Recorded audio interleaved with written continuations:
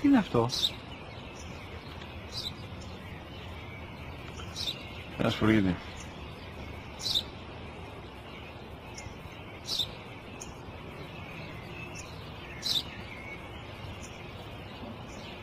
Τι είναι αυτό? Μόλις τώρα στο πατέρα, σπουργίτη είναι.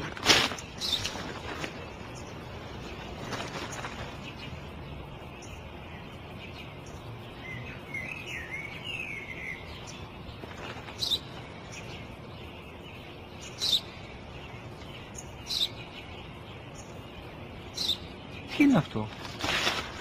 Ένα σπουργίτη είναι, πατέρα. Ένα σπουργίτη. Σπου-γι-τι!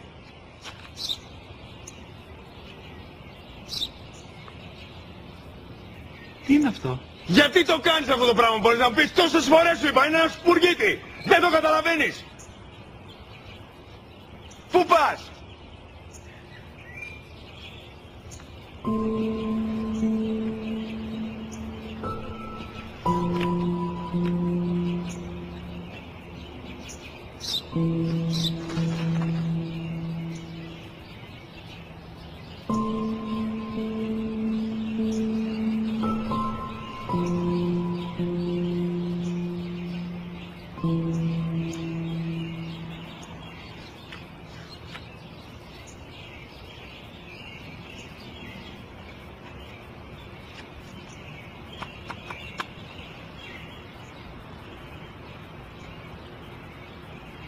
Δυνατά.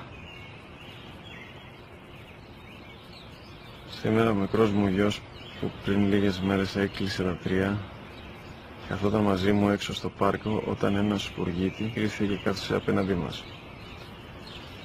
Ο γιος μου με ρώτησε 21 φορές τι ήταν αυτό και του απάντησε και τις 21 φορές ότι ήταν